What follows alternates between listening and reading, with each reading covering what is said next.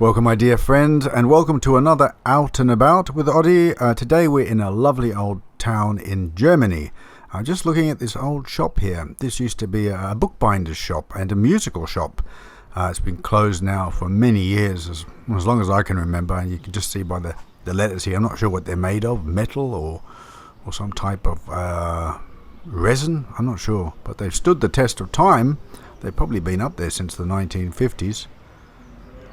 Yeah, as I say, this place, I don't know if they can't rent it out or it's not to be rented out, but it's ancient and it's all locked up. But we have a peek through the shuttered window where there's a gap, and you will see there's not much in there. The place is basically gutted, so there wouldn't have been much interest really. I think the facade is probably the most interesting aspect. Anyway, here we are in the beautiful old town here, and here you can see the remains of the signage from an old hardware shop. It's no longer a hardware shop now, but they've left the signs up. I think that's fantastic. Gives it a really nice old feel. There's the original owners of the shop, their name. Yeah, it's a beautiful town. It's very lively in summer. People are out and about. They've got the little sort of beer gardens dotted here and there. And yeah, our destination today is to find an antique shop to rummage through. I know a lot of you do enjoy that, so let's see if we can find one. Yes. Yeah, it's very pleasant on a summer's day to come here. And look at this fabulous old fountain. It's probably quite a few hundred years old. This town dates back to I think the 14th, 15th century. There's a sign somewhere, you'll see that later on. And everything is sort of vibrant with the flowers, plants. They keep it really pretty looking. Yeah, there's a video I did a few years back. I will leave the link in the description. It's called the Time Capsule Antique Shop, and we're here today to look for this guy, and here he is now. This is his shop. As I say, it's a huge long video. Looking for him today. And you as I say, leave the link. You can check that video out if you want. You'll need some time.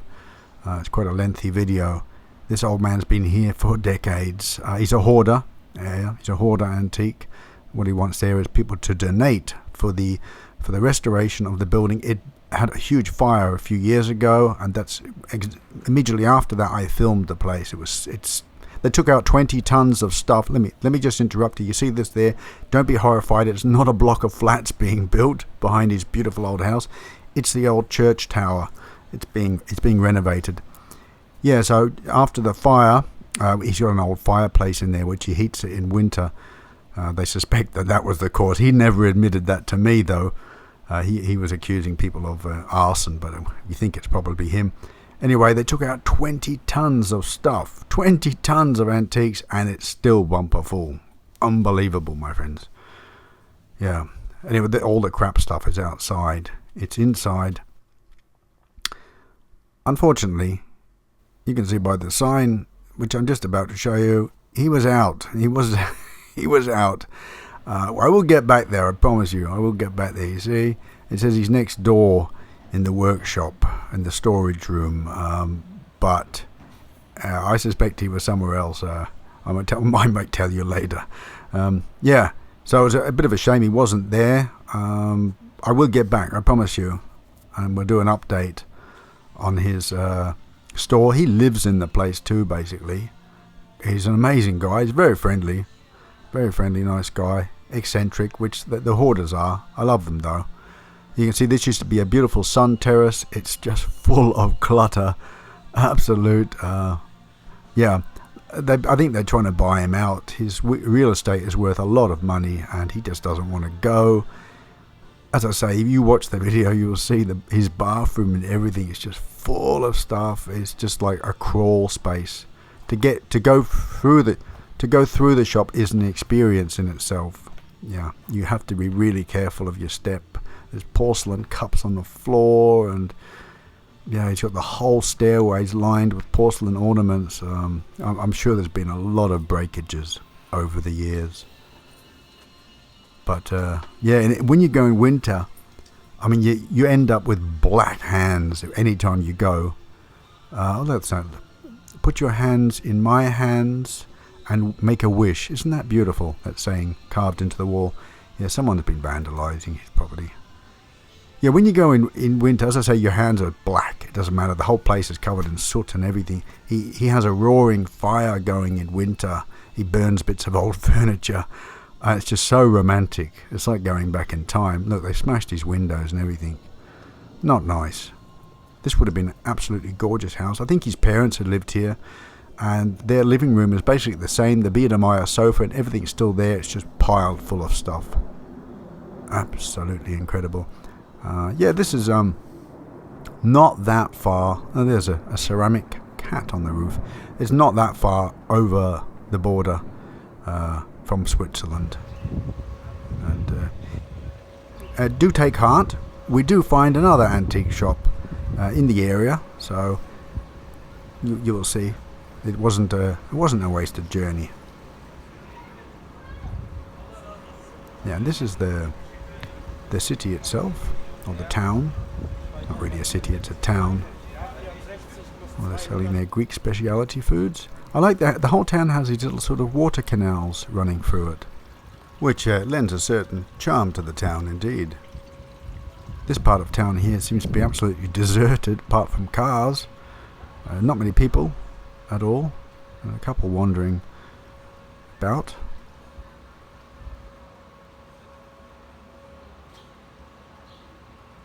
And you can see this is the ancient part of the town. This is the original defence walls of the town, which they must have restored at one point. It's right next to a lovely inn where you can stop for a beer and something to eat. A good bratwurst and beer. Yeah, that must be also historic, that hotel. Now, as I walked along the street here, I found this building for sale. Isn't it lovely? The hearts carved into the shutters. Isn't that wonderful?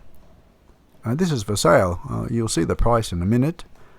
I'm just zooming in here on the date. It's 1825 this house was built. So it's certainly got some history and possibly ghosts. So how much do they want for it? Okay, they want €180,000 for this house. It's definitely a fixer-upper.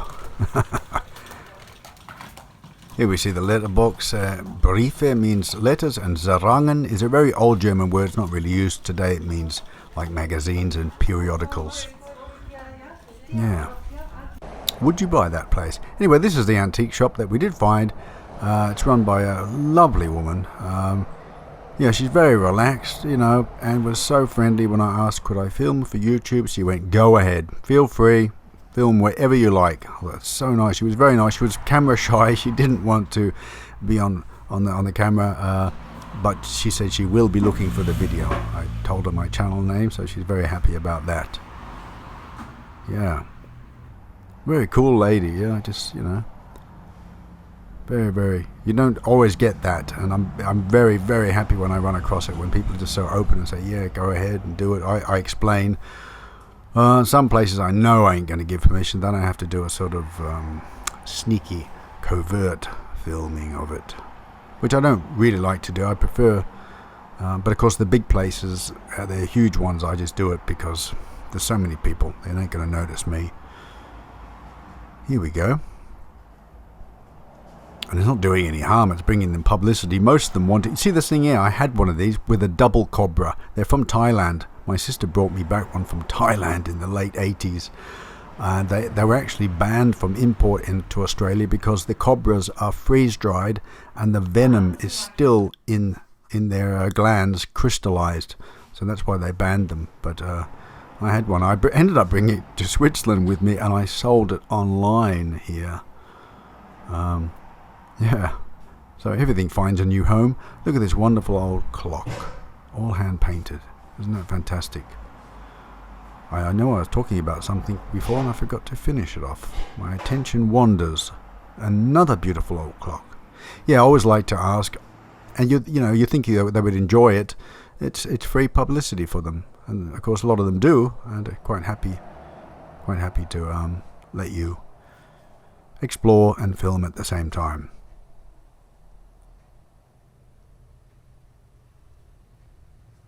There's a nice old painting of Venice. Very nice. Lovely day outside, as you can see. This is sort of Black Forest type carvings. It's a lampshade. A lampshade, isn't it? Isn't that quite unique? There's a better one downstairs. Oh, wait till you see that.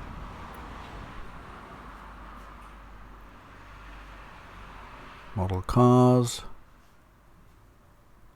Sort of, I think they're mostly quite modern ones. Detailed, but I'm not really into that. Cameras too. Another old clock, all sort of engraved and chased metalwork.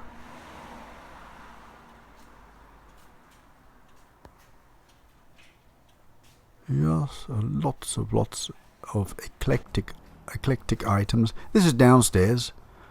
I enjoyed downstairs more. She said it's a bit chaotic. She went, please, excuse me. They've just recently moved into this shop and they're still fitting it out. So she said, apologies, it's a bit chaotic. Look at the old Mercedes typewriter machine. Not sure if it's the same as the car company. Probably is. And look at the length of the paper roll. I've never really seen anything like that before. Anybody in the comment section from the old school who would know about typewriters? Is that an extra long version for some reason? I don't know. Yeah, this is like a sort of hodgepodge of stuff down here, but I like that. This is this extraordinary Black Forest lamp fitting. Must have been for a restaurant. I'm tempted to go back and buy that. I've got no place for it. It's just so unique. You're never going to see one again. Wow. Should I get it? What would I do with it? My lodge when I buy it, when I have guests coming to stay, my viewers? What is it? Yeah, I did translate this before. I'm not going to have time. Something about it's nice to be at home. What did that say? A homely thing in the old days, so that you would feel good about being at home after working your ass off all day. There's an old gramophone. Not in the best condition. Has seen better days. And a fake crocodile skin suitcase.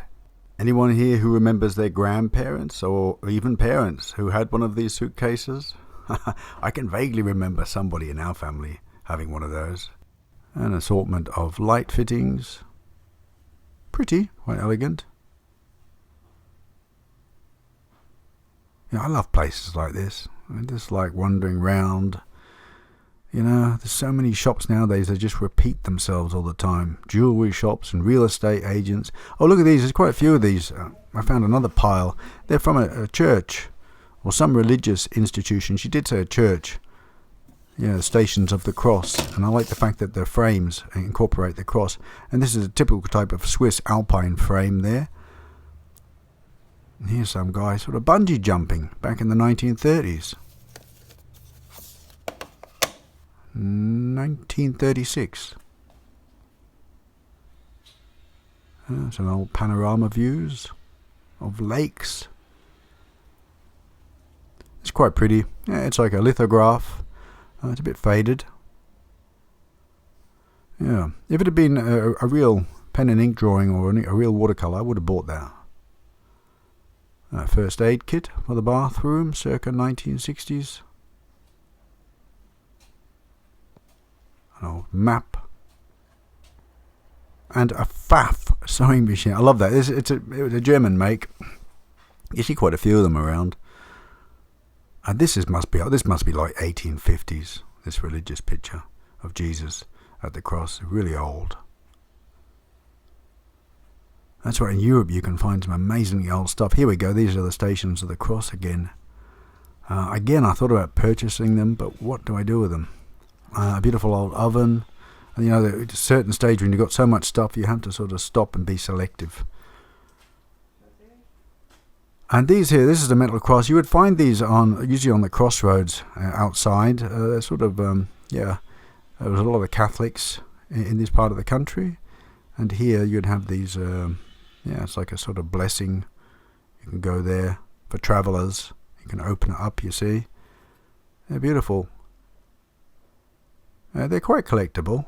It's quite popular. And look at this this picture. This guy looks a very strange outfit that he's got on. I don't see anything quite like it.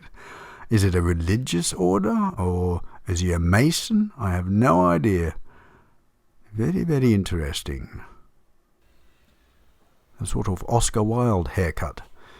Yeah, and another old painting, not very well done. What else do we have? There must have been a workshop at some stage before they've rented it now as an antique shop, so there's still a lot of stuff left over. Yeah, she was so nice of her. She'd go, yeah, wander around, don't mind. It's just a mess.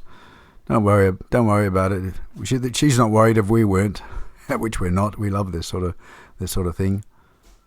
And that's quite a lovely chandelier. I do like that. I could see that in my hallway, in the near the stairwell. If I had one, of course, a hallway with a stairwell. I have to get that first. That's lovely.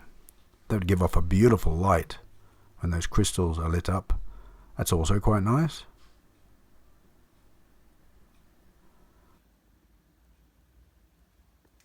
I know there's a coach lamp. This would be on the coach at the sides to light the way for the horses. Well, so the passengers could see where they're going, or the driver, the coachman. Yeah, they said they're still filling this place up and getting it sorted out. So it must have been some type of workshop. And there's an old door from an electrical shop. Pretty old, solid, isn't it? All iron. That's a pretty type of print, sort of Watteau style. The French cavorting back in the 18th century.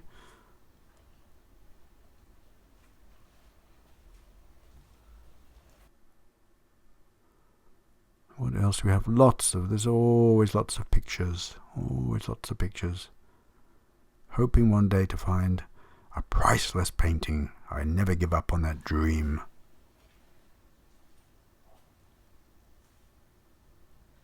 But all the stuff is just not what I want. I love old photos. Some of you would know that I love old photos. I'm always looking for interesting old photos. Don't always find them. Sometimes I do get lucky. And there's another Black Forest clock. We have one of those too. And our cat, we came home one day, it was in a million pieces. She'd pulled it off the wall chasing a fly, but I managed to restore it perfectly. It looks beautiful. They used to sell for a fortune some years back. Yes, Odette found this photo portrait of a nun in a box here, and her gaze attracted my attention. He looks so sad, forlorn. I'm not sure whether it's just because she's terrified of being photographed, as many were back then.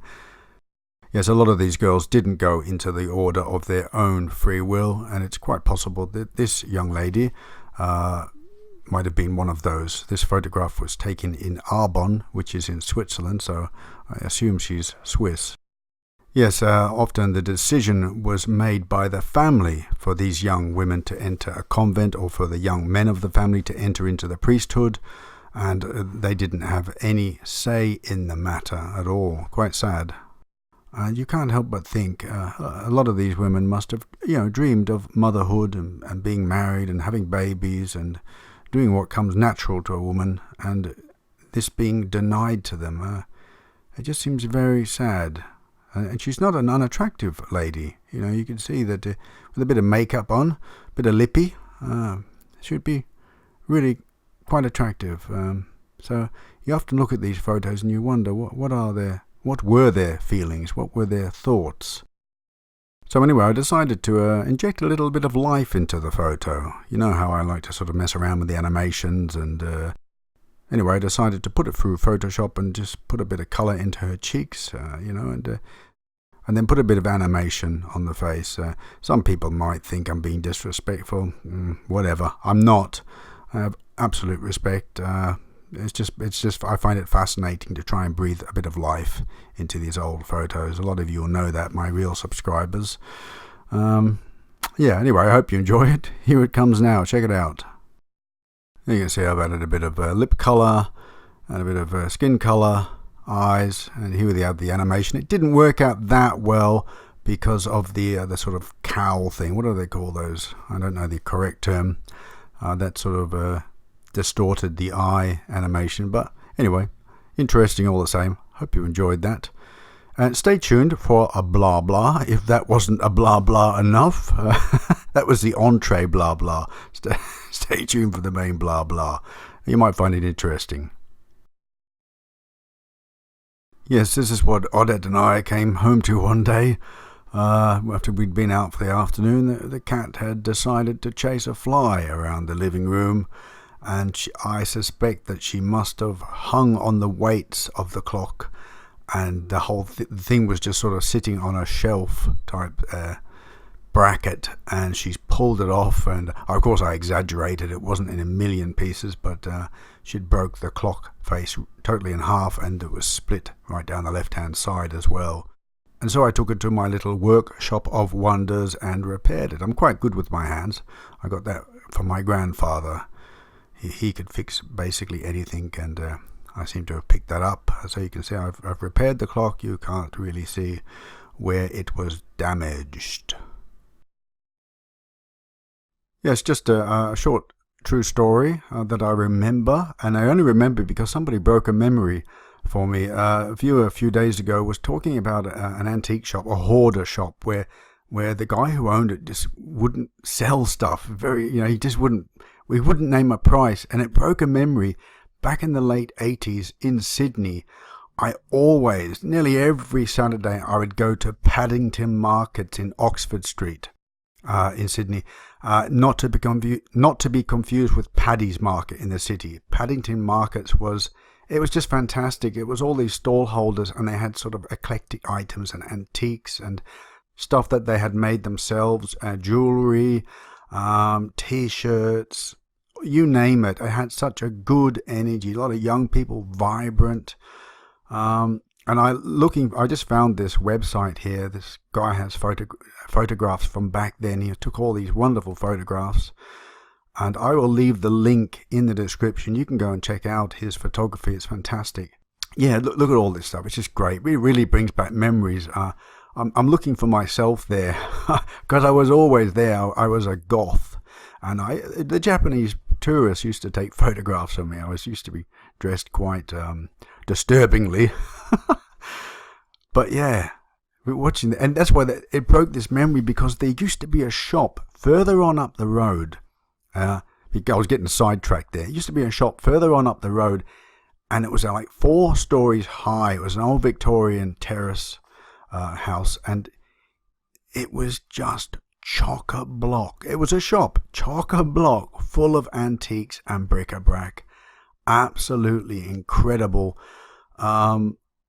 And people told me, you will never get in the shop. He won't let you in. He used to stand outside the front. He was an old guy, an old Aussie guy. He'd stand out the front, and they said, there's no way. He won't sell stuff, and he won't even let you in. And they said he had 4 stories full, chocker, of this in this house. So what I started doing was I started going up there and just talking to him outside the shop. I didn't ask to buy anything. I didn't ask to be let in. Just started talking to him. And I kept doing this every Saturday. I'd wander up there. And lo and behold, after quite a few months, I just asked if I could just have a peek at an item a bit further on in the shop. And a look of horror came across his face. But, he obviously felt that that he owed me something, considering I'd been talking to him for so long.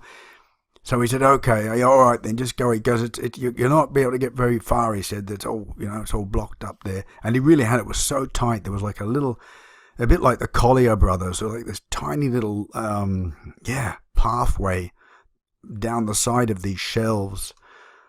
So I started moving down there slowly, and then he panicked. He went, stop, no. He said, no, don't go any further. You can't go any further. Right, no, it might fall over. He said, no, come back, panic. And I went, oh, God. And I spotted this, it was like a school cap from the 1800s. I was like, well, how much for that? He went, oh no. He goes, I can't think of a price for that at the moment.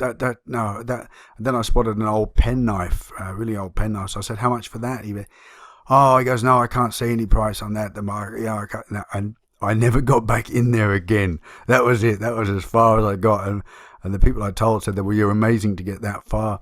Anyway, sadly, several months later, I heard that he had died, and that they had come in and they just cleared out these 4 stories, put it all in a dumpster, and took other stuff off to auction, and that he had actually won the lotto many years before. He'd won the lotto, he'd bought that place and just started hoarding with it. And I am just so, I'm so disappointed that I didn't take photos at the time. I've never been able to find any photos of this shop.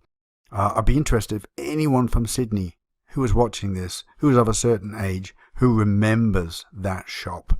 It was up towards the top of Oxford Street, nearing Centennial Park end. Oh my God, there was no YouTube back then. I really should have filmed that shop and the old guy. This is now probably lost forever to time. If anyone out there has any memories of that guy or any photos of that shop, I would really love for you to communicate with me. And just looking through these old photos, I remember quite a lot of these characters from Paddington Markets. And there's one lady in particular, and I'm just going to flick through so I can show you. She was an American lady, and she used to create her own jewelry and sell it there. And I bought quite a few items for my ex-girlfriend from her. What she would do is she would buy artificial human eyes and artificial animal eyes from taxidermist supplies, and she would incorporate them into silver rings. This is the lady here. I would say that she's dead now. She was quite old then. And yeah, it was just some really bizarre, eye-catching stuff. And my girlfriend at the time fell in love with this jewelry.